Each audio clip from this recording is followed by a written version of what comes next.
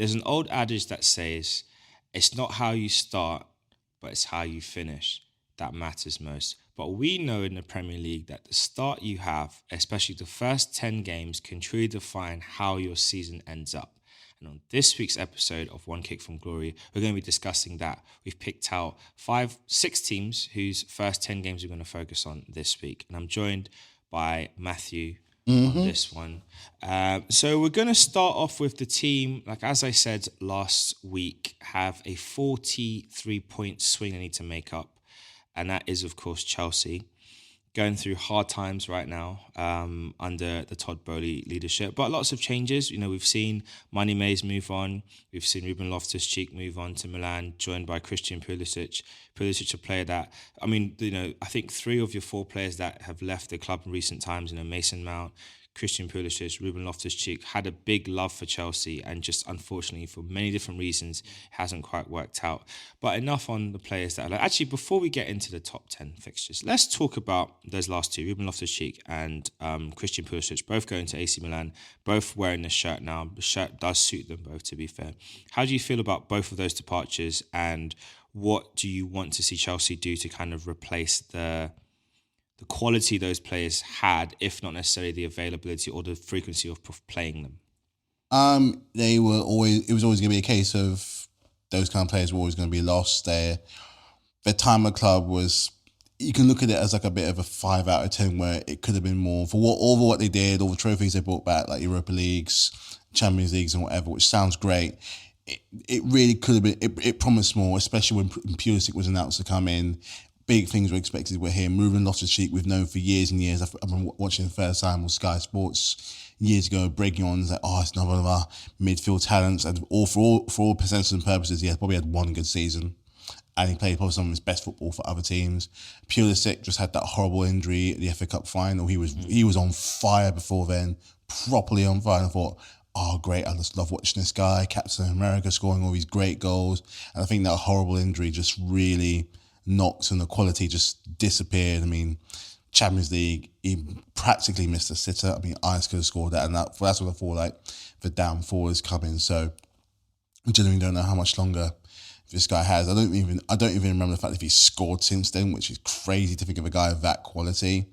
And he's still young. He's still young. Both of them really still are still young. They're both pretty much starters, just not for us. The regime just, I think really the love that they had, like you said, the love that they had just wasn't enough for the regime there, where it's like they want to put their stamp down on things and we just don't recognise players as good as they are and as much as they care about the club.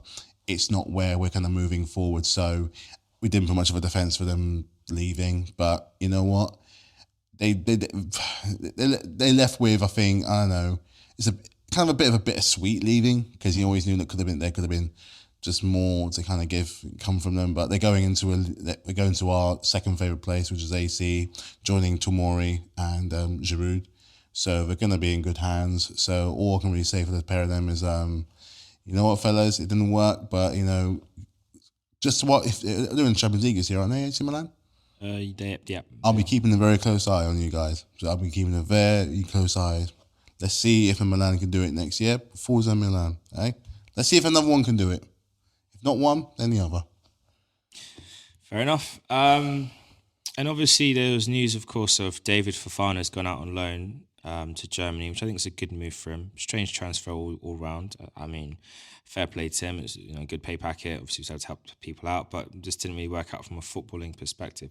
But let's talk about those opening 10 fixtures, because it's kind of hard to sort of predict and project what your opening 11 is going to be, because we're so far away. There's still a lot of business to be done. But with the players you currently have and the players that are in the club still, what are you expecting? So your first game of the season is on the 13th of August against Liverpool at home. Big game to open the season at Stamford Bridge. Massive game for both teams. Liverpool will be looking to show the world that, last season was just a blip and they're back. You'll be looking to show the world that last season was definitely a blip and that will never happen again. And all of us will have our popcorn waiting for entertainment either way. But what 11 are you expecting Mauricio Pochettino to name for his first ever team at Stamford Bridge. It wouldn't surprise me if he starts in Nkunku and Jackson both at the same time. Okay. I think as good. I know Nkunku can play as a striker, but I think he's good as a 10. So I think Jackson is an out-and-out striker, which is what we have. He's going to put him. I mean, we're like, so with Lukaku looking like he's going to go somewhere else, and Brozier, his recovery just hasn't come through yet. He's our first and foremost available striker. Fofana's gone. He's going to be put up front. I could see Mudryk, and I think maybe I think he's going to start Sterling. Okay. I think he's going to start Sterling. Like we said last time, if I see him as one of the generals of our club, he's one of the generals of the Premier League. He's going to need that kind of second chance of like, I'm putting you responsible on that right-hand side. You're not going to be playing that right wing-back nonsense like you were last year. You're going to stick on the attacking side where you'll play your best stuff. Let's see what you can do when you actually, A, give service to another striker, or B, think of it yourself. So I think he'll be there as well. Or we said Mudryk on the left. Where it gets difficult is the midfield, because we've lost Kante, we've lost Kovacic, we've lost Loftus-Cheek, we've obviously lost Mount. It's going to be really, really hard. We can't really have one person just sitting there on his own. So Enzo's going to be there. I reckon he'll have to play Gallagher because he has to, not necessarily because he wants to. Plus, with that Mason Mount hole there, Gallagher's going to have a chance to kind of embrace the role a little bit more and step up and maybe have a bit more freedom, and also that responsibility to kind of plug that what we have. Defense, I can see Thiago being a squad player. He's 38. He can't do it all the time. If we're moving forward, he can't be playing he just simply can't play every game. I can see, obviously, we're going to have Chilly Willy and Reece James on either side. So if they're both fit, we can see some massive improvements in our game. And it's going to be either Badia Shield and Wesley Fofana. I think Wesley Fofana, Jutta restart. I mean, injuries galore for him. I think he was frankly injured by the time he started playing for us. Yep. But when he did turn up, he showed just how his quality and just how good he is. I mean, there's a reason. I think the reason why we tapped him up in the first place, I think this goes back, to the FA Cup final in 2021 when we played Leicester. I remember watching him thinking he could be with us. And that was the year, obviously, he won the Champions League. And the year after that, I was hoping to go on and win the league. So we've been tapping this young guy and he's young. He's young. And you know how my theory on players like that, they've only got time to more mature and get better. So, and obviously at the moment, because we haven't got another goalkeeper, it's going to have to be the special K in goal. So something like that is probably the best of both worlds. So that's probably the best team we could possibly start with going into the first game against Liverpool, because it's probably our strongest. Yeah. So with that 11, what sort of an outcome were you expecting from that game? What were you thinking the scoreline is likely to be? It's not going to be a 0-0 like it was for the last two times we played Liverpool. There are going to be goals, not necessarily saying that we're going to get all of them or Liverpool will get all of them, but it wouldn't be a surprise if it was like 2-2 after like 50 minutes, because we're finally going to have a couple of players that are new to the league. They're not going to be known by Liverpool defence, but also at the same time with Liverpool, they're going to have some speed. Núñez is going to shine more this season. He's going to want to prove more of a point. Obviously, they've got the likes of Gakpo. They've got the likes, so he's going to be now getting more used to the Premier League. He got McAllister, and then I can't pronounce his name. They got that, and you got him as well. You still got your generals in Salah, the last general left after Mane and Firmino departed.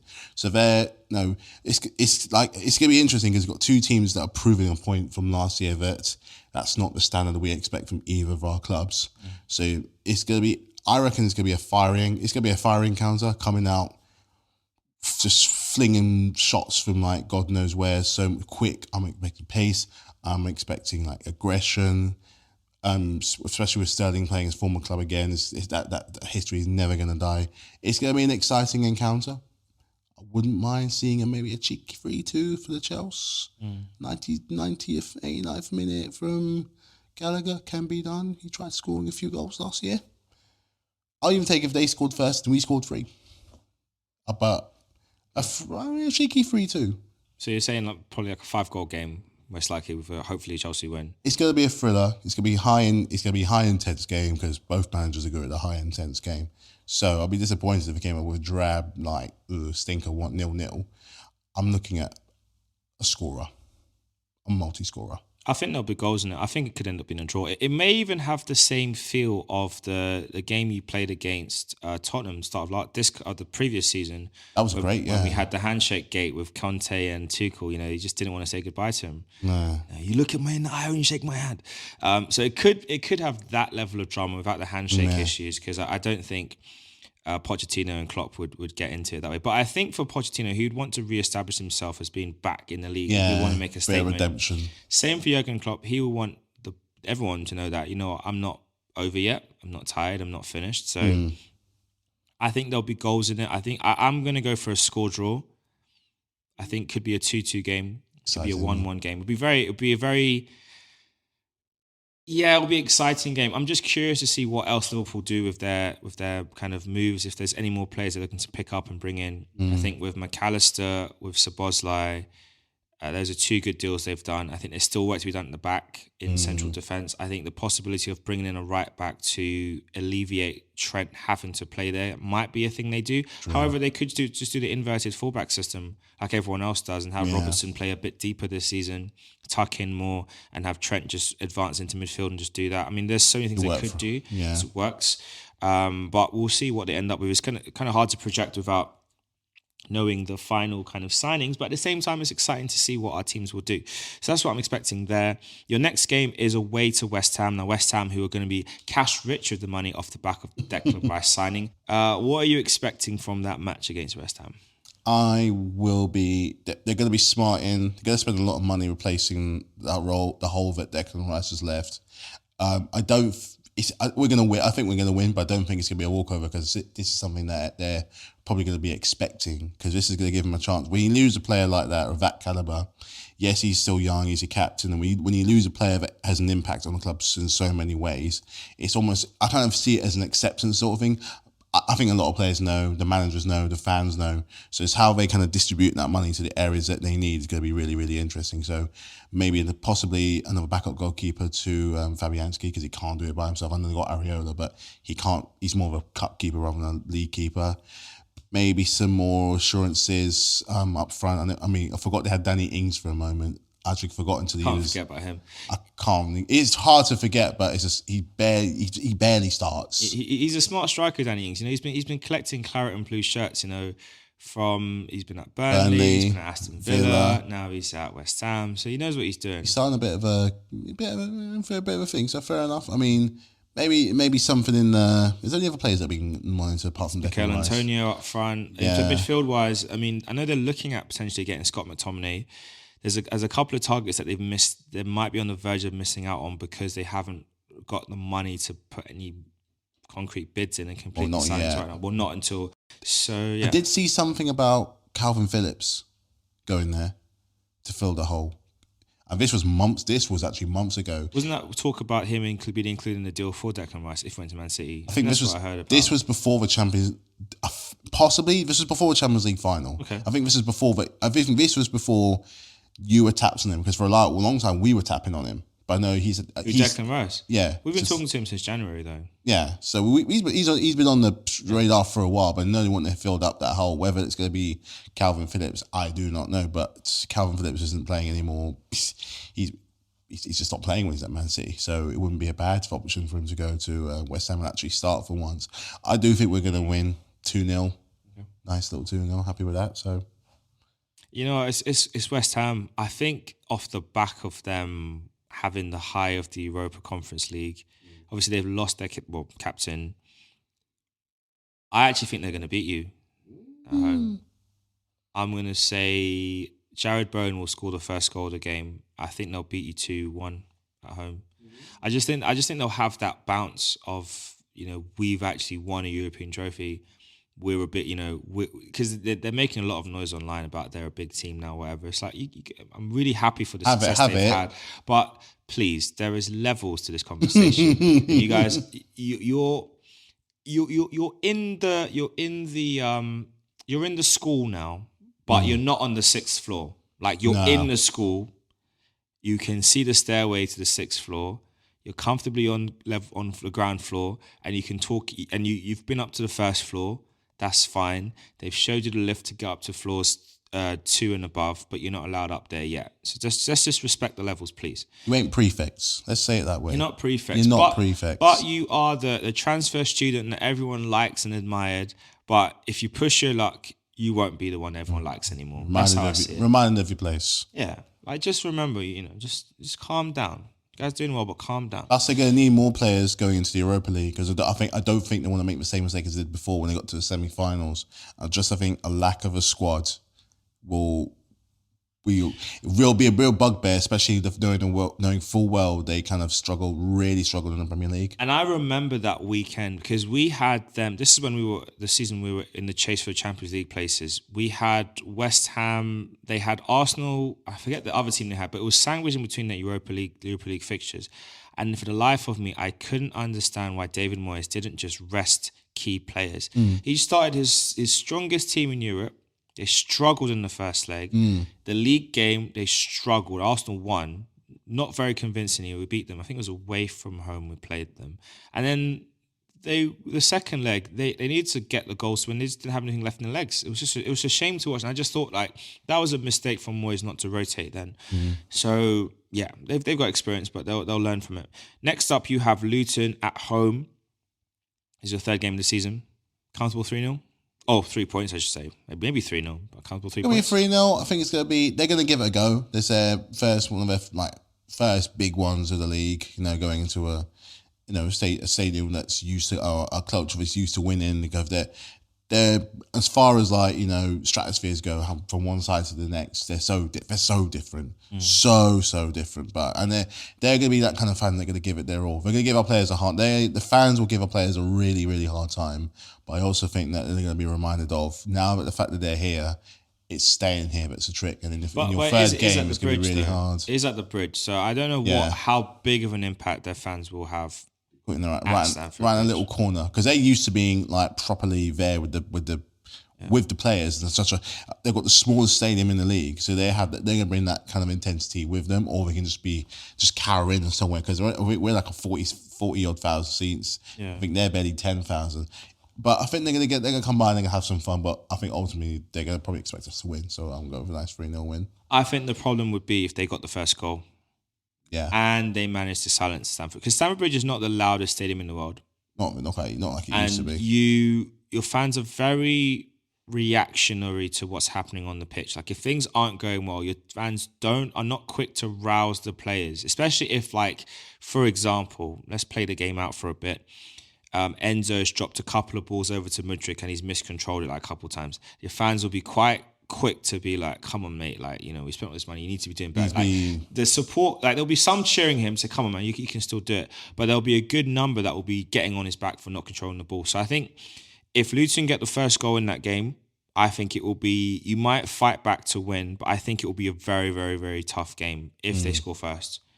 But I still think you'd beat them. That's a mistake we made last year. I think pretty much every time the other team scored first, we didn't win. Didn't come back. But it also depends on how the manager, how Poch is going to be there to kind of get the fans behind the players, because that's something that the other, especially like to Potter and Frank, failed to do. But you know what? The other key thing with that is going to be, it's the relationship that the owners have now with the match day squad, because we know in the back end of last season we found out that Todd Bowley and Igali, I think his name is, they would go into the dressing room after every game and sometimes before every game talking to the players.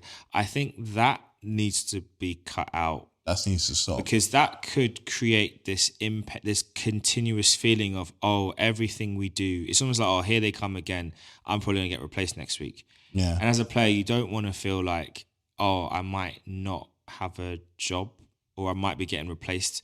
So I think that could be quite problematic. So we'll see how that goes. But yeah, I think the first goal could settle it, could decide how the game goes, but I do think you'll pull off 3 points there. Then you have Nottingham Forest, who also play you at home. And I think that game, I think you will... it's a second season syndrome as well for them. It is, but also... We're all thinking best case scenario that things go really well and that the players gel and everything. I think that might be a draw. This is game number 4. This is game number 4. out of 5. I think you might draw 2-2 with Forest at home. At the City Ground or at Stamford Bridge? At Stamford Bridge. At Stamford Bridge. You might draw Well, we've 2-2. already drawn. We drew them last. Did we draw them? Yeah, we did. Yeah. We did draw twice. We drew them. Yep. I don't think that's going to happen just because second season syndrome is going to kick in, and they did really well for a bit, but towards the end they kind of rode their luck just a touch. But I think especially with Southampton, they were gone from like ages ago. But I don't know. It kind of depends on what players they get, how well the promoted teams get, and the teams around them. Say like the Brightons, the Villa, not so much Newcastle, but the Brightons and the Villas with the small squads they have. They're constantly their best players, especially in Brighton's case, their best players being pinched from like every other club. You know, obviously McAllister's gone to Liverpool, Caicedo's linked with Chelsea and other clubs very heavily.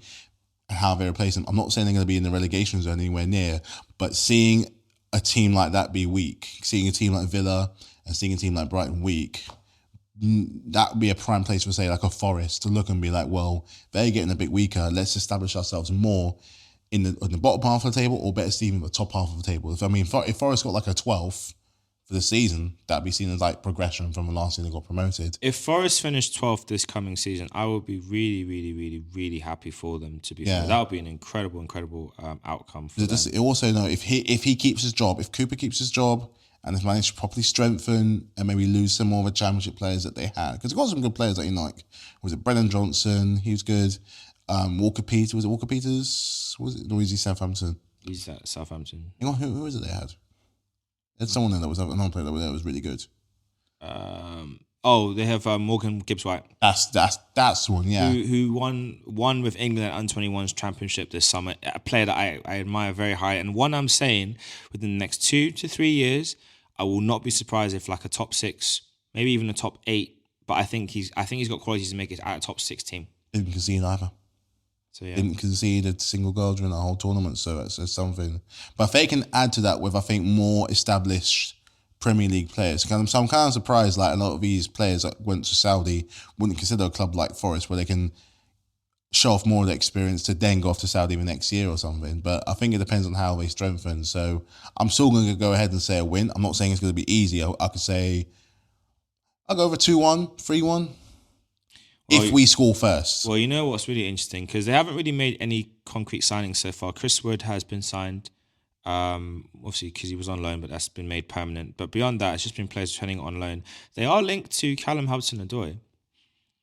Tentative rumour, but it's links there. A good little, was that for a loan or buy? I think that's for a buy, but I think that would be a great move for him. I think that's if I was him, and you're not thinking about going to Saudi Arabia and you're not thinking of other teams like higher up the table, I think going to Nottingham Forest, that's a good platform to establish yourself. Yeah, still got years to... Because you are going to start a lot.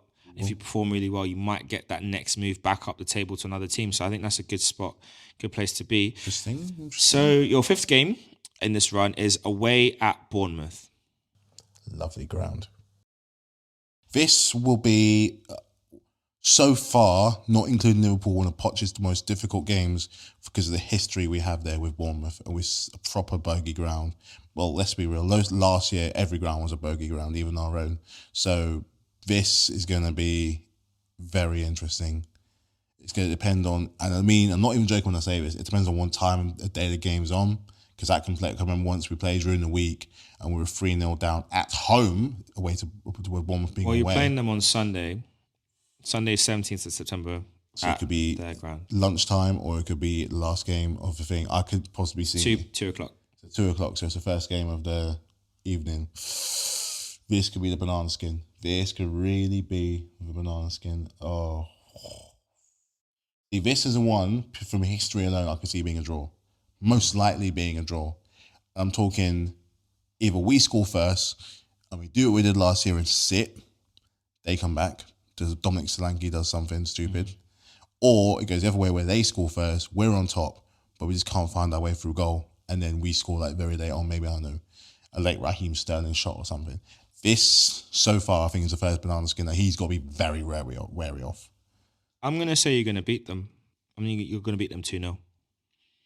I think that this is a game which, like you said, is potential banana skin, but this needs to be the statement match where, as a team, You show that as much as last season, you were well off the standards that you would like to have as a club, and what all of us expect from Chelsea. That Chelsea are back, and you're a team to kind of watch out with one eye. Like, you're not at the very, very top of the league in terms of like the teams I expect to be in that like highly placed competing for the title. You're not there, but you're like quietly creeping along the team that everyone's kind of ignoring, but you're close enough. You're like We're there. within 4, 5, maybe even 6 points off being in that conversation, but you're just there. And everyone's like, is that Chelsea? Okay. Thought we'd be doing worse, but they're doing okay. That's where I back you to be. Next, after that, you have a tricky tie at home against Aston Villa. Aston Villa are a team that I'm expecting to be in and around the conversations for the top 5/top 4 this coming season. Big game. Made some good moves. Had a terrific end to the back end of the season. Yeah, they've announced Pau Torres as well in central midfielder coming in. So that's a good player. Very good. Whether he adapts to the league fast enough, we don't know, but it's a very good player. You've got Tillemans on the free. Yeah. Player I very much admire. Along with the quality they already have. They've shifted the likes of Ashley Young, which shows their intentions of we want more from this season. We got, Europa. Watson's sick for this season. Who knows? Back in Europe. It's another tough one. We're at home, aren't we? You are at home, at the Bridge.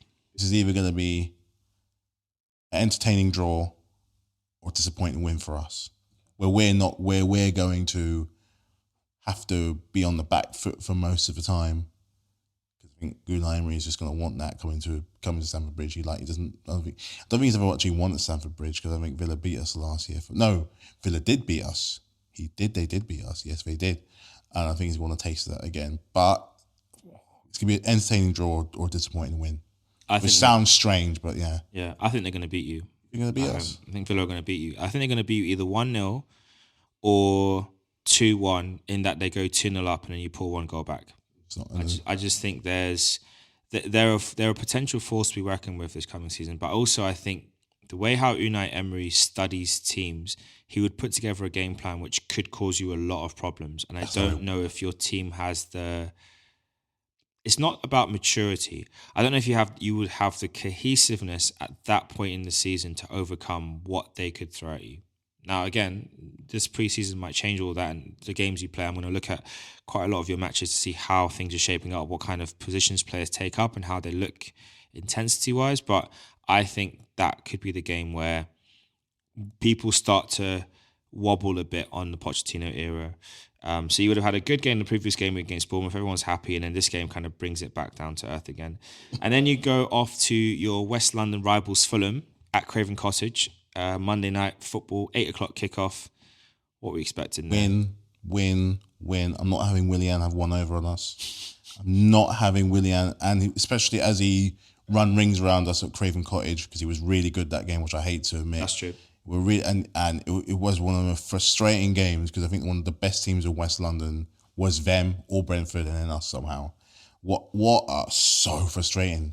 Are you sure you went behind Millwall? Huh? Are you sure you went behind Millwall? Let's not go crazy now. Let's not go crazy now. Listen, I'm playing. Listen, it's bad enough we're with a joke over West London. I mean, even QPR might have a case of laughing at us. Genuinely, a lot of QPR fans were discussing with them, because I work there sometimes. It's like, whose team is worse? And you're not taking the honour away from me. We're both terrible. We're both terrible. They couldn't even banter me at their games, yeah, because I just said, you're bad. I was like, you ain't seen nothing yet. You spent 50p, we spent 50 bill. You're the epitome of hold my beer on bad decisions and badness. But yeah, I mean, I think you'll get that win. There's been talk that Mitrovic is a target for one of the Saudi Arabian clubs, and he is open to going over there. And if they were to lose him, I think they would probably struggle to replace. Isn't he still on the ban? No, he's not on the ban. No, his ban's over. Yeah, his ban's over for that refereeing incident. So yeah, that could be a big move if Mitrovic did make that move over there, and then I think that would help your case. Definitely, but I do think you'll beat them away from home. I think, again, it'll be the perfect bounce back from the Aston Villa defeat. You'll come back strong. Pochettino will make a statement. He'll change. I think he'll change. If Villa beat you into the Fulham game, I think he'll make wholesale changes in your team. I think probably 6 changes in your team, and that will be enough to spark a reaction. So that's what I expect there. And then we have the game which could be really, really, really tricky before the game that I'm really looking forward to. Burnley away. Vincent Company inviting you guys up to Turf Moor. 3 o'clock on a Saturday. Up at Burnley. So it shouldn't be wet it shouldn't be wet yet, but it might be very windy.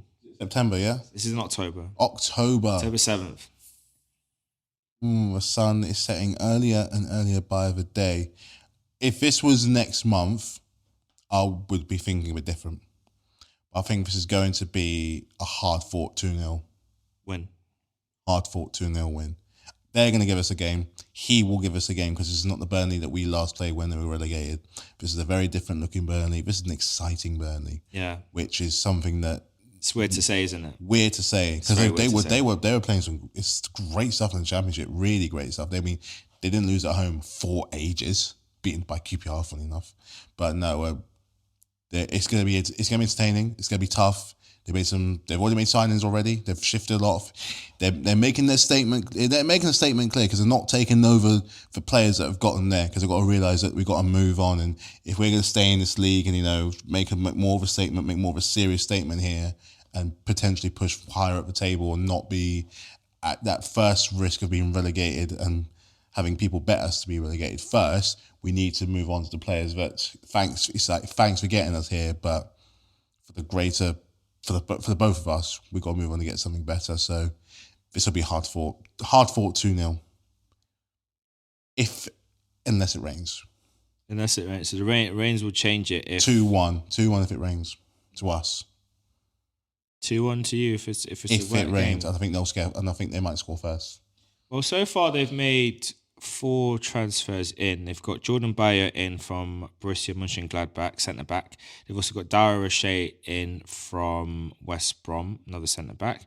They've brought in Lawrence Vigru from a free transfer, I think from Leyton Orient, if that's the correct badge. And then lastly, they've brought in Michael Obafemi, who was, I think he was at Southampton previously. So. But he's a promising young player.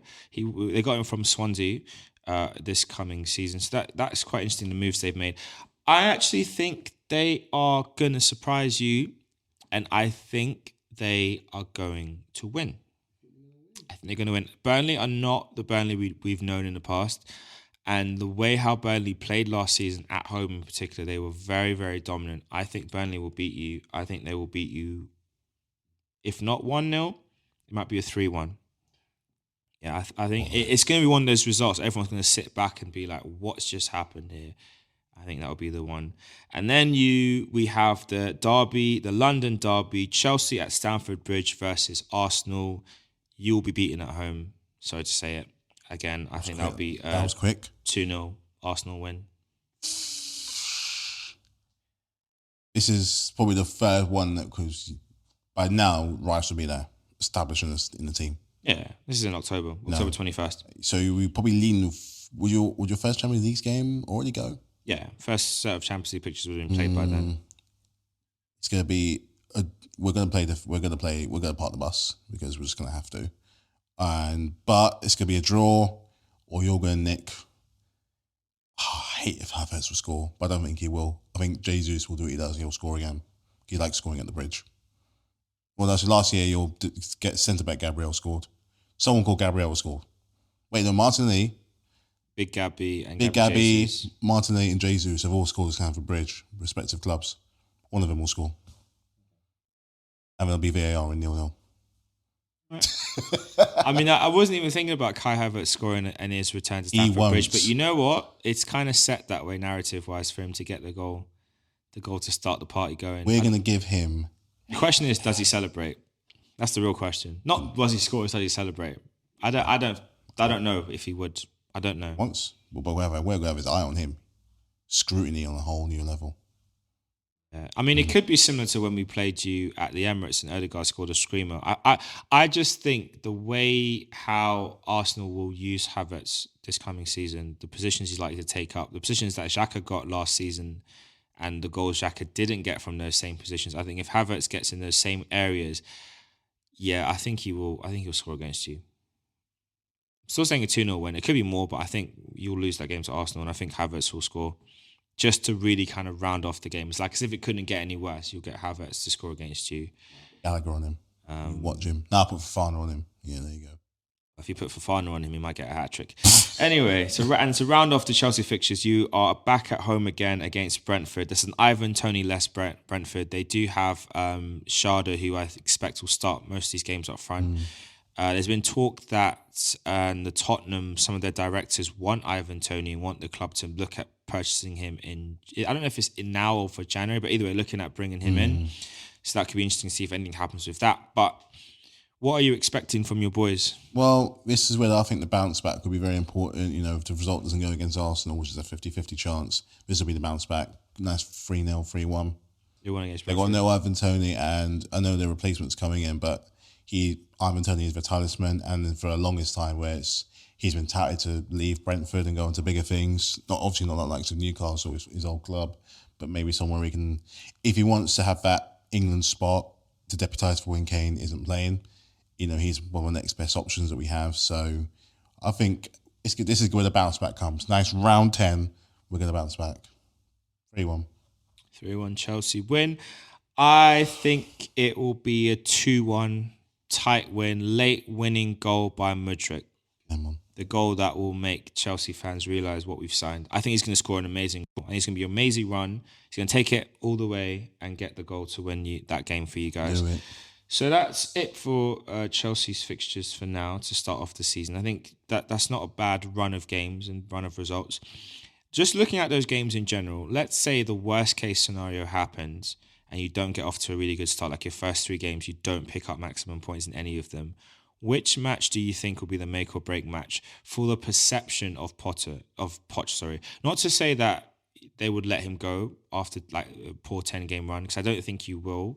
But what match would you say is the game where if this game doesn't go well after having a poor start, that's when it really might be tough for Poch to turn things around? What, after the first 10 or during the 10? Including the first 10.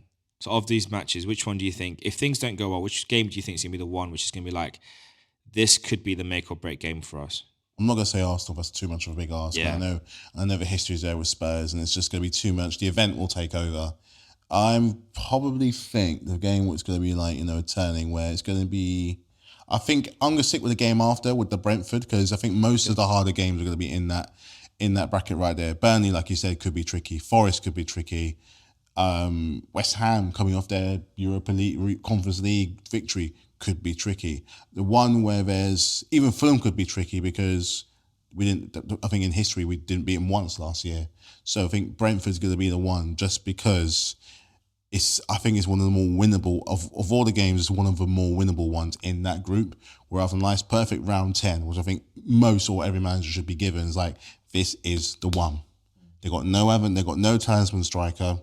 They're probably going to want to sell him after he's come back anyway to get that money and get him off their books. This is the one. I think Brentford is going to be the one where if it's all going a bit pear-shaped, that they're going to be keeping an eye on and be like, get them while they're weak. The game that I'm going to say is actually Aston Villa. And it's for the main reason why is because when I think about how the season's panned out and play places where teams finish in the table, Aston Villa are the team that you're thinking, if we're going to start the resurgence and we're not necessarily going to jump straight back into the top 4, their spot in Europe is what we're taking next year. So for me, the Villa game is the one. Even though I'm saying you're going to lose it, but that's the game where if I'm the manager, I'm looking at it and thinking, okay, this is the one where we don't just want to beat them. We want to send a statement to the league to say Chelsea are back. I mean, Liverpool game at the start of the season, I think that even that as the first game in, that's a statement. That might even be the one where if you go into that and you wallop them, like let's say you slap Liverpool 4-1. Don't see it happening, but let's say you do, because it's not impossible. You have the players that can score those goals, not all for Chelsea, but they have done it in their careers. If you did that, that to me would be like, oh, Chelsea. Okay. All right, Chelsea. Go on with your bad stuff. Like, everyone looks at you differently, especially if Jackson gets a goal in his debut. You get Mudryk gets a goal, Sterling gets 2. That's already 4. That's job done. That would be sweet for everyone. Or even Nkunku could take one of Sterling's goals and then whatever. But so that would be that. Let's move over to Arsenal. We start off the season on a Saturday at Nottingham Forest at home. And it's on TNT Sports, which is the new BT Sports' name, rebrand, all that good stuff. New name, same old. Well, we'll see. I think it'll be an Arsenal win. I think Arsenal will beat them 3-1 victory. Start of the season, I think nice and comfy. What do you see? 4-0. Even better. I'll take that. I'll take that. Round number. We just need to get a strong start. Then we head across to Crystal Palace away. I think last season we showed really good resilience against them. They've kept on Roy Hodgson, which I thought was interesting, but makes sense for continuity's sake. Might be a bit of a strange one, you think of the grand scheme of things. But I think we'll win that game as well. I think that one will be maybe a 3-1 away win. Maybe a 3-0, because we did beat them at home, away from home. You don't normally like playing them. No, but we kind of showed some new levels to our system, so I think that'll be another win. And then we head across we have Fulham at home the following week. Again, I'm expecting another 3 points there. Yeah. I think Arsenal are going to have a very strong start to the season, so that's three wins on the bounce. Beat Fulham, beat Crystal Palace. I think Crystal Palace, they might score first, but I think you'll get the 3. I think Fulham, at home or away? Fulham at home. Fulham at home. They nearly got you last year. They did. They frustrated us last season. They frustrated though, but I still think you'll win. Yeah, I think it might not be as frustrating this time around, but I think we'll pull it off. And then we have Manchester United at home, our first big test of the season. And I'm going to say it now, we're going to thrash you lot 4-0. No, that's not true. Rashford will get one, like he did last year. So 4-1 against Manchester United at home in September. Mason Mount's going to have a disappointing first half like he did today. Not bitter here. No bitterness detected. Not bitter, just facts. Just straight facts. And then we head up to Everton, where Sean Dyche will probably frustrate the life out of us, and we might have to battle away to a really tight 1-0 away win. I think 1-1. And I'll take it. I think we'll talk about it in a bit, but I think this could be the one where they finally bounce back in the season. Okay. Could be a 1-1. Well, they beat us last year at home. They did, yep. Which was just the most stupidest throwaway of anyway. But I think this season we'll have a better answer to that. And then we head over to our derby against tiny Tottenham Hotspurs at the Emirates. A 2:00 Sunday kickoff. 4-0. 4-0 Arsenal. Yeah, I think we're going to beat them. I think it'll be a nice scoreline. And I'm going to say that this is a game where Havertz will fully announce himself to the Arsenal crowd. Just about to say that. I think he'll get a brace to start the tradition of scoring against Tottenham. And then I think Jesus will get one as well. And Declan Rice header. Declan Rice could also take one there as well. Arteta score. And I think one of our centre-backs will score, either Saliba or Gabriel. Arteta score, Edu score, T-Lady score. Don't know about all that. Gunnosaurus score. Gunnosaurus will celebrate, but I don't know if he will score. And then we play Bournemouth away on the 30th, 3:00 kickoff. I think that'll be another. They can be tricky when they want. They can prove to both of us. They can be tricky. But I think that'll be a 2-0 Arsenal win. And then comes the game which everyone is waiting for, especially after last season, at the Emirates, Arsenal-Man City. Ooh, first 10 games. First 10 games, Arsenal-Man City. That's game number 8. Ooh. So I don't know which way to call it, because you have head versus heart. I would have hoped we've learnt our lessons from last year, but the way we performed against them away from home was just disgraceful. At home, it was poor defensive play by Tomiyasu who gave them the first goal. De Bruyne, that kid. I think I'll say this. If Arsenal beat Man City at home, Arsenal win the league. If Arsenal draw to Man City at home, Arsenal win the league. And if Arsenal lose to Man City at home, Arsenal do not win the league. And the evil carries on. I think it's that important of a game. Not from a purely points perspective. I think psychologically the players have to get over the fact that Man City are Man City. They're just a team from Manchester that 20 years ago were nothing. Just a cup team with a glorious history from the 60s and 40s and 50s. Richard Dunn used to play for them. Richard Dunn. And Stephen Ireland.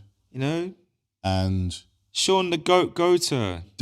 David James. David James. They had retirement Anelka. They did. Let's be honest, they didn't even have him in his prime. They had retirement. No. They had retirement Dave Seaman. Retirement What's Peter his name? Schmeichel. Yeah, Schmeichel. I can keep going on and on at retirement Frank Lampard. True, and he scored against us. And he scored against you. Rude. This is they're just that's Robbie what Fowler they were. retired. Was Robbie Fowler there? Retired. Fowler was there too. That's what they were. They were just the club you go to get money before you finish. Now they're the club that wins stuff, but they need to remember where they came from and stay there. And they only had that stadium because of the Commonwealth Games. That's it.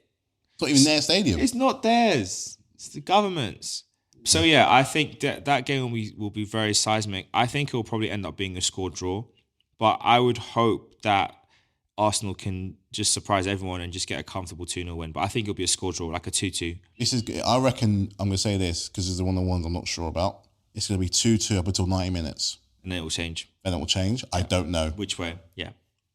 I can't tell you because I don't think they're going to be playing the same Arsenal that they played last year. I think you were your home game when you played them at home. Because I remember coming back from Edinburgh. I think because it was the same time as the Chelsea Dortmund game. Yeah. I think the event was getting to them because this was a game where a lot of people were being like, if they can't do this, they're not going to do it. And then you kept it on for so long, going on and on and on. Because it was 1-0 then 1-1. We pulled them back, and then we just sort of capitulated. And then you kept the pace with them and were ahead of them all the way up until at least April, May, and you played them again, and then it all went wrong. So for the longest time, everyone was going to say, "Oh, after World Cup, oh, when you play City, oh this, oh that." You kept it going up until that point. So I think possibly having the game a little bit earlier in the season will allow you to break it off because there's no massive break in the World Cup coming up this year. So it's going to make it a little bit more streamlined. You just don't know, but I just think it's going to be a score draw up until that point.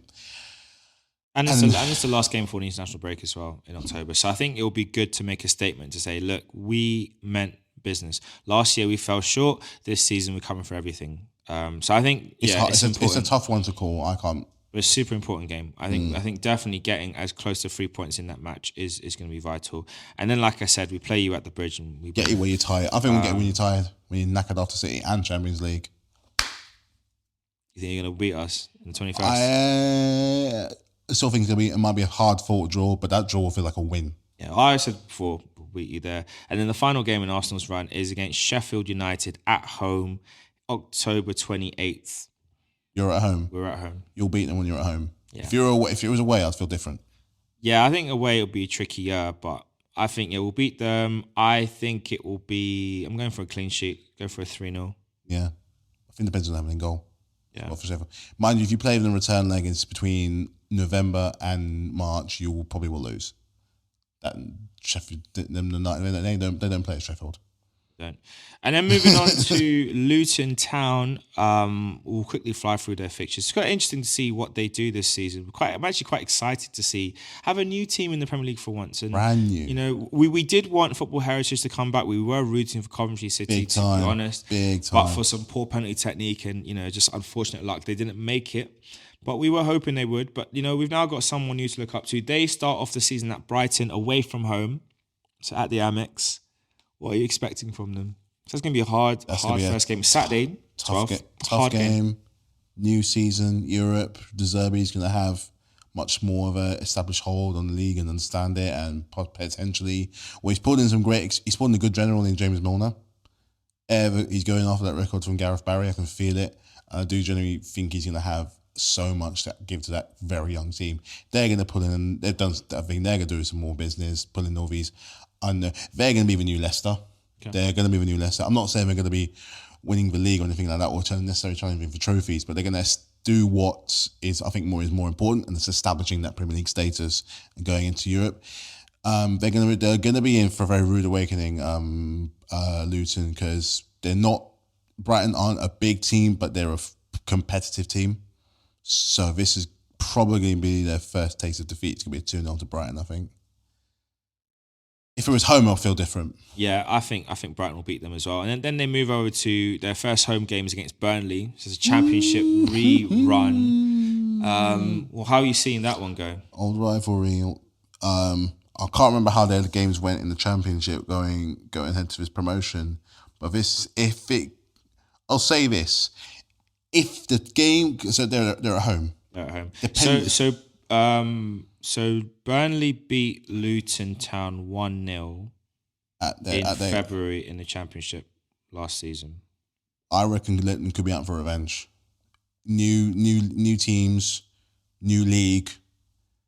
This probably might be the one they show. It wouldn't be surprising me if it was a sellout from last year. So this could be a case of them getting their revenge, maybe a 1-0, 1-1, 2. Well, so the last two fixtures were Burnley beat them when Luton were at home 1-0. But Luton had to play a sent off. And then the corresponding fixture, so earlier in the season, Burnley-Luton drew 1-1 at Turf Moor, Burnley's ground. So could get the revenge. Could get the revenge. Small ground. They're going to be used to that kind of intent. They're going to be used to that kind of crowd feel. Small. Both grounds are not that big, so this could be Luton's revenge. And we mentioned the Chelsea game already. So then they go on after playing you. They got West Ham at home. I know. West Ham it'll be 1st September, so Europa League wouldn't have started yet. Because I don't think West Ham have to qualify, do they? No, because they won the conference. So they go straight into the group. So there's no Europa League yet, but West Ham, they play them. Without Declan Rice. Ooh. I think West Ham should win. They should win, but whether they will win. And I'm going to say West Ham will win. Will win. Yeah, they'll beat them. I think it will be like a 3-0 welcome to the Premier League. There's levels to this. True that, yeah. Yeah. I think a 2-1. Yeah. Then they play Fulham away. This is hard, man. It is really hard. This is hard. Because you're thinking like in these opening 10 games, you're thinking, where are they going to actually start picking up their points? Where do those wins come? And so this is now game 5 in the season, Fulham away in September. With Fulham, it's really weird because they are a very streaky club in that they'll go on a good run of games and they'll get wins and they'll beat teams you don't expect. And they'll lose one, and they'll lose a game you don't expect them to lose, and then they kind of either wobble or they pick it back up again. So I think that could be Luton's first win of the season. That's kind of around the time then when they play us. Yeah. And I said that they were going to draw against you, didn't I? Yeah. Yeah. And this might be one you don't expect them to. So I think they'll beat Fulham away from home. I think it'll be like a 2-1. A very tight 2-1. Like they'll get that second goal in like the 70th minute, and then they'll just sit back for 20 and just soak up pressure. Almost score a third, and then just hold the ball in the corner. Or or go for a second and then Fulham get one. Either way. Yeah. I think it'll be a 2-1 win. And so, then I agree with that one. Yeah, 2-1. Then they have Wolves visiting them at home. Oh wait, no, they've lost their best player in Neves. Yeah, unless they play Football Manager again and replace him with another Portuguese wonder signing. They always do. It's so weird because Wolves are another one. They're just kind of after a really kind of explosive start to the Premier League, they've kind of faded back a little bit, which is kind of upsetting because I do kind of like them a little bit because I like beating them. Home or away? They are at home to Wolves. This is one I think is going to be. I could very easily see this being a ball draw, boring, hard, 0-0. Wow. Because I can't with both teams. It's hard to call it. It's so tricky. So tricky. I'll say it'll be a score draw. I think Wolves will get a goal, and I think Luton will peg them back and will push for the winner, and then just not have enough time or quality to get it. Then they travel up to Merseyside to play Everton. Everton need to win. Everton need the win. Need to win any game where Everton where they have the advantage. I'm not going to say that they. No, I'm saying they need to win because it was losing games like this that kind of put them in the position where they were the last two or three seasons. So Everton, I don't know what the score will be, but Everton just need to win. Need to win. I think Luton beat them away, and I think that will be the game. This will be the match that is where it finally breaks for Everton. Sean Dyche. I don't necessarily think it will mean him getting fired, but I think that will be the game where the bond, because the fans and their bond has already been quite fractured, and we're going to talk about Everton a bit more in a second, but I think that's the match where things are going to get really strained. And then Luton play Spurs next at home. Spurs win. I'd love a Luton win, but it's not going to happen. Oh, you'd love it. I thought you said another Luton win. I was like, wow. I mean, I know they're Tottenham, but they're not that bad. Nah, they're making lots of signings as well, which is quite interesting. Making stuff. I got another free one. Got another one today. Yeah, they brought in Manu Solomon, who was at Fulham last season. Mm-hmm. And they already did James Maddison. They are, potential links for them at Ivan Toney, which came out today, so that could be interesting. But yeah. 2-0, maybe even 3-0. Going for a Spurs win as well. Score's not relevant. It's 3 points for Tottenham. No one cares about that except for Tottenham fans. And then we go to Nottingham Forest as their final game in that 10-game run. Oh, fiery. This could be a Big game. This could be a fiery one. Home or away for this one, sorry?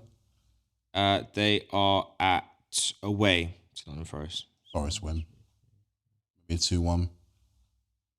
No, they've got one more game actually. Yeah. So Forest Luton City, Forest win. Yeah, I think that could be a Forest win as well. And then their final fixture, which I didn't have up on there. What makes you think that Forest are going to be able to pull it off? I think it's just that just having that Premier League knowledge is going to be important. No, so it could go one of the two ways. The teams can either figure out what they're doing, or they can establish themselves more. They can do possibly what Brentford did, because Brentford established themselves a little bit more in the Premier League but they improved on their position when they first got promoted.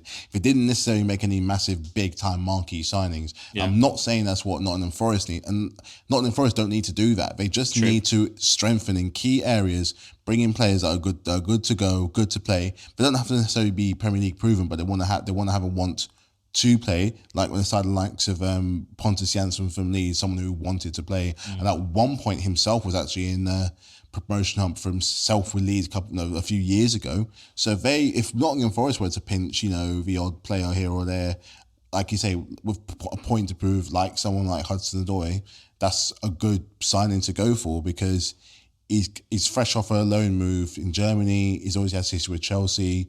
Good year in with Sarri. He's still young, and giving him responsibility at a team like Forest, where likely he's going to be one of the more experienced players who knows how to win. Mm-hmm. If you attract a few other players like that who have nothing you can't really go too wrong with players with a point to prove. That's how Leicester won the league. That's true. That's how Brighton were able to do what they're doing over these years, establish themselves more and more and more. And that's what Brentford done. Tony had a point to prove. That's what they did. And I think what Forest need to look at that sort of thing if they're to kind of bring themselves back up to, I think, a 13th or a 12th to get them to. That's why I think that a team with a point to prove is going to be too much for a team finding its feet. That's why I think Forest will win. Right. And then their last game is Aston Villa away. Yeah, same. Sheffield United, they start off the season at Crystal Palace. Saturday game, 3:00. I go for a Palace win. South London stand up. Hodgson, wise old owl. Yeah, he'll just keep that ball rolling. And then they move up to Nottingham Forest away. Or down from Sheffield, I guess, to Nottingham Forest. Way to the City ground. See, at this point, I don't know if City are going to have their signings sorted out just yet. So this might be the best time to play them. So maybe a Sheffield United draw. Draw against Nottingham Forest. Okay. Yeah, I think take a draw. It's a good way to bounce back after the defeat to Crystal Palace. And then they play Man City. Home or away? Away. At home. It doesn't matter, does it? Really matter, away. It's the same outcome. Anyway, They are the Thanos of football. Dread it, run from it. It arrives all the same. And then they have Everton at home, which I said they would win. Yeah. Against Everton. Oh, no, I think they'll win. They'll beat Everton at home. I think so, yeah. Yeah, so Everton will lose that game. Then they go to Spurs away. Spurs. I don't want to say it, but I agree with what Matthew said. I didn't say it. He said it, but I agree with what he said. Sorry, I jinxed it. And then they have Newcastle at home. Ooh. Which, with what Newcastle looking to do this season, that could be a very interesting game. Monstrous. I think they should lose. I actually think they will probably draw, and they'll surprise everyone by pulling off a draw. I think they're going to go 2-0 up. Yeah. And Newcastle will pull them back for 2-2. This is going to be and there'll be a disallowed goal in that game. So you think there's going to be a drama? It's going to be drama in that match. Not so much with the players, but the fans, because neither side of fans will back down. Yeah, drama in that game. Properly proud fans. Yeah. Is it what time is that on? 4:30 on a Sunday. So last game on Sunday. That's what I mean. It's set for drama. Oh, set for drama. Lovely Sunday roast with that one. Oh, that's gonna be beautiful. Mwah. Looking forward to that one. Yes. Then we have West Ham. They have West Ham away at the London Stadium. Oh, I think they're gonna be pooped out. I think they're gonna be knackered after that game. I think West Ham will get them. They're gonna give it their all at Newcastle. If that's the case, giving them all at Newcastle, squad very thin. It's gonna be tough. They're gonna I think West Ham will do a good 3-1 on them. Yeah, I think West Ham will get the 3 points there, nice and easy. Then they go to Craven Cottage, play Fulham, 3 o'clock on the 7th of October. I think 0-0. I know it's hard to call with Fulham. You don't know what you get. You really don't. They are now the new. Who was that? What was the team before that you just didn't know what you were going to get? It used to be Everton, didn't it? Where it was like you just had no idea who. Everton and Southampton. Yeah, you just had no idea what to expect. No consistency. No, and that's just what Fulham vibes. are going to be for me. Yeah, just fun. We're not getting relegated, but we're going to be in that echelon of like the middle part of the table. So yeah, cool. Yeah, I think yeah. Maybe Sheffield United win 1-0. Surprising one. Yeah. Then they play Manchester United at home.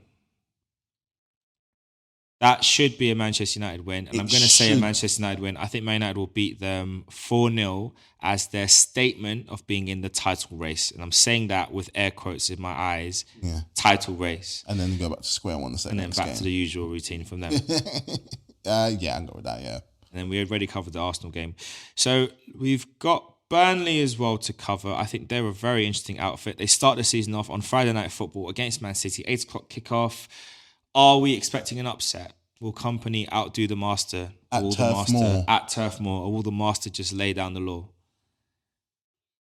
I'm going to say Burnley will draw against Man City, first game of the season. I'm glad you said it because this reminds me of when Wolves first got promoted, and this is when Man City were on the ascendancy. I think they're already the league champions, and they were the champions of a championship, and they kind of collided together. And the result came out that no one else thought, and that was a draw. I think Wolves scored first. So, but you know what? City are not allergic to an odd game where It's true. they get a bit of a shock. Wolves beaten once at the Etihad, then Palace did, Leeds did. The first one could be the one where it's like, okay, this is a literal blip. Let's not do it again. And I'm going to say Jack Grealish and Erling Haaland will both score in that game, but it will still end up being a draw. Which is saying a lot. I'm putting a lot of faith in you, Burnley. I mean, I was hoping for 3 points from you, and if they lose the game, it is what it is. But, that's what I kind of think it could be. I'm not going to put past the 2-2 draw with them. Not past. And I wouldn't put past them scoring first. Yep. Both goals. And then City come back. Brock Lesnar does his thing. So then we already mentioned the Luton game. They got Aston Villa after that. Away? At home.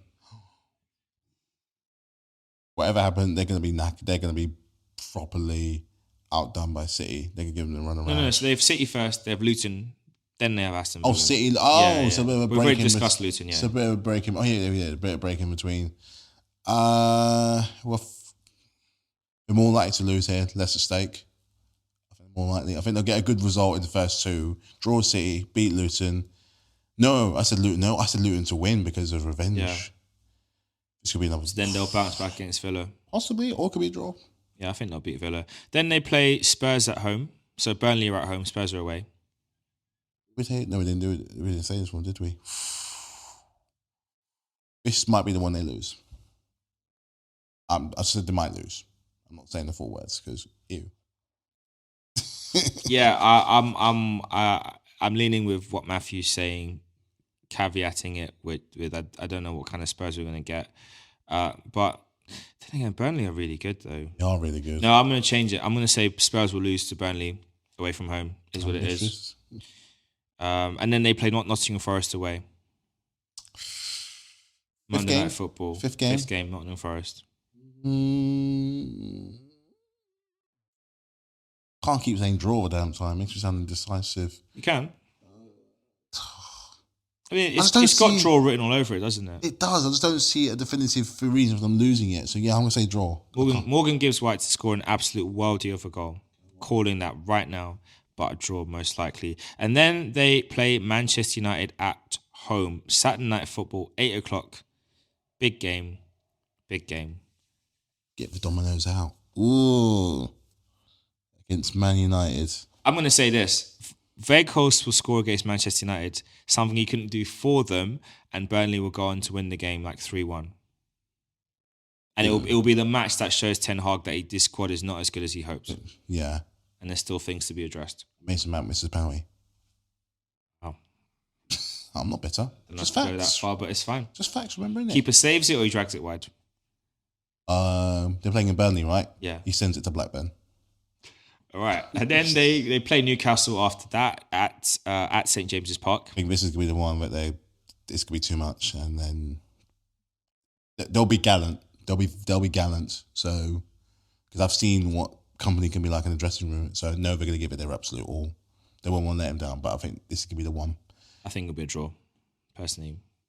You think it'll win, Burnley? Newcastle. Newcastle win. I think it'll be a draw. We've already discussed the game they play against you. We'll move on. They have Brentford after the Chelsea game away from home. I think there'll be 3 points for Burnley. Yeah. I just think they just But might this have rate, a Brentford bit. could be challenging for the Premier League. It's right. Well, Burnley. Yeah.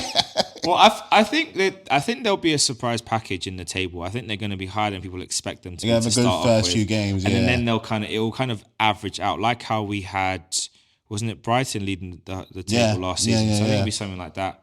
And then they end their 10-game run ends against Bournemouth away from home. Win there. I think Bournemouth will surprise everybody and pull off a shock win.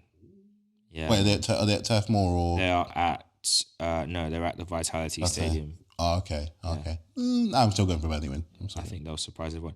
And then the team which we felt like last season was the point of no return, that their charm has officially run out. That's Everton. Start the season at home against Fulham. I'm gonna just say this: they need to start the season strong, and that has to be a 3 points. I'm gonna back them to win the game. I'm gonna say Calvert-Lewin will score a hat trick. And Everton fans are going to start believing for big things before it all comes crashing down. So I think they'll win that game 3-0. Dominic Calvert-Lewin hat-trick. Start the season. Are they home or away? They're at home against Fulham. Opening statement, big game over a team that arguably they should be competing with in that mid-table sense. So I think they have to start with a win. Have to start with a win. Even if it's 1-0 and it's Iwobi. Just get that first one out of the way. But Calvert-Lewin hat-trick would be a massive. He was a top scorer one point couple years ago, wasn't he? He got the cape on his injury, but yeah. He's got it in him, and he needs to fire for them to really do well. Unless they bring in more strikers. Neil Maupay is Neil Maupay. You get what you get from him. Like if you get 10 league goals, that's quite good for him. It's not good for anyone else, but it's good for him. And then they have Villa away next game of the season. Villa win. And thus begins the decline as far as I'm concerned. I think someone said there was a fun fact. I think Everton and Villa are like the most played Premier League game in history. That number might end this coming season. But yeah, I think they'll lose to Aston Villa away. Mm-hmm. And then they have Wolves at home, 3 points. To Wolves or? To Everton, sorry. 2 out of 3 wins? Yeah, it's been a good start. I agree with that, yeah. And we've already discussed Sheffield United match. We've already discussed the Arsenal match. And this is where I say that's top 5 games gone. So that's now where the first 5. That's the first 5. Rocky start. 2 wins, a draw, and 2 losses. Then they go over to Brentford away. I think they're going... At this point, they might be used to the fact that Tony's not coming back for a while. And it all depends on how their guy in front starts. And particularly how the other players stepped up, like Mbeumo, especially like him, because he didn't get in a goal. I think he had a really impressive showing again in one game last year. I can't remember where. Visa. Yeah. There's another striker they have. Also lost David Raya, which is going to be a big one. Yeah. This could be the first... I'm not saying Brentford are going to be the whipping boys, but if there's an opportunity to get that first win, it's after a rocky 5 games, this could be the one. This could be the one. Especially if Tony's fit, they're going to probably need to make it. Well, Tony won't be available anyway. No, not Tony, sorry. You mean Calvert-Lewin? Calvert-Lewin, yeah. Calvert-Lewin's fit. Yeah, that'll be important. I think Everton could do a job there. I'm going to go for I'm going to say that first win back off the bounce. Then they play Luton at home, a game I said they were going to lose, and we had discussed that one. Then they have Bournemouth come to town, and I think that will be off the back of several riots from the fans and protests, and the board probably announcing they're going to step down properly this time. So there'll be a fresh clear out. Probably Duncan Ferguson back in as director of football or something like that. And then they play Bournemouth at home. First game after the turmoil of losing to Luton Town. So you can all that protesting can go really, really wrong, and they could possibly go ahead and still lose. Very difficult one to see because it's just such a such disruption there at the moment. I'm going to say that they are going to end up drawing that game, but it will be a controversial refereeing decision that causes them to draw, which is going to galvanize the fans. Or VAR, dodgy VAR, as per usual. Yeah, it'll be a decision made which is not right, and it doesn't get reviewed by VAR properly. But Anthony Taylor. And so they will end up drawing a game they should have won. Should have won, yeah. And that's what the fans will be galvanised by. Stoking the fire. Then they play Liverpool away. So that's self-explanatory. Mm-hmm. Points to the Reds. And then they round it up with a game against West Ham away from home. Another potential winnable one with the squad that West Ham have. But then also West Ham will be in the middle of the European run at that point. It depends on how strong their squad is. I again see this as another one where if there's opportunity to be taken, take it. I'm not saying West Ham are going to be absolute cannon fodder, but I am saying that the balancing of their squad is going to tell so much because, this is what the problem they had last year, even in the Conference League. So for the Europa League, where you're probably going to need even better players, possibly, this is going to be another one that's going to be like, if we're going to get a win, we're going to get it here. Because possibly, if we're talking after these first few games, I think we're only having Everton to win at least maybe 4 or 5 times. So let's say they do that. But anything less than that, you might argue that Dyche's job could be under threat. It could be. And I think that's a game they could definitely win, like you said, maybe a draw. I do think what's going to be really important for Everton coming into this season is goals. We've known with teams at the bottom that you either have to have a brilliant defence as well as capable goal scorers. Nottingham Forest, they had goals in them, and that's what kept them up in the end. And then Keylor Navas came in and kind of turned up. The defence performed enough in key games to get them over the line. But you need goal. You need a goal scorer. You need a person that can get you at least 10 league goals, at least, and who's fit, and who stays fit. So I think for me, if I'm Dominic Calvert-Lewin now in this preseason period, getting ready for the season, I think you got to look at it and say, I want to aim for 22 goals in the league this season. You can do that. And that would put you back in that conversation alongside the likes of Kane, Ivan Toney, and the like. That's where you want to be. You want to be in that conversation like you were a few years ago when there was rumours of Arsenal maybe going to bring you in prior to Jesus coming in. Obviously, we scrapped that whole idea. But that's where he wants to end up now, is being back in that conversation. And if you can do that, then I think things could be really interesting. If not, then Everton really could struggle this season more so than they have done in previous years. And I think it could be worse because of how the season ended, because that emotional outpouring on the final game of the season, it was a lot. And also because the likes of clubs around them, like your Villas, your Brightons, potentially even your Fulhams, your West Hams, even your Burnleys are not going to be coming out. Are not necessarily going to be the whipping boys just coming up because of the football, just purely be down to the football that they played. And we already have them down to win most of their, maybe even 7 of their first opening games. They're going to be at the mercy of clubs like those that have moved on in such a short space of time. It's only been a year that has happened, and companies turning around to be a different team. De Zerbi's turned down Brighton. Unai Emery's turned around Villa. Poch could still turn around Chelsea. You're having a turnaround at Arsenal. Majority of the clubs right now are turning around and moving on to a completely new identity, or they have a goal and set in mind. Whereas if Everton, it feels like they've been stuck for the last 2 years, riding on a hope and a prayer and just trying, kind of seeing what can happen. They made a poor inclusion with Frank Lampard. It wasn't the best move. I mean, he was young. Everton was not an experiment that he should have gone to. I'm still convinced that Lampard probably should have gone to the Championship, maybe even League One, to truly get his chops, or maybe learn being an assistant under somebody to truly gain more experience.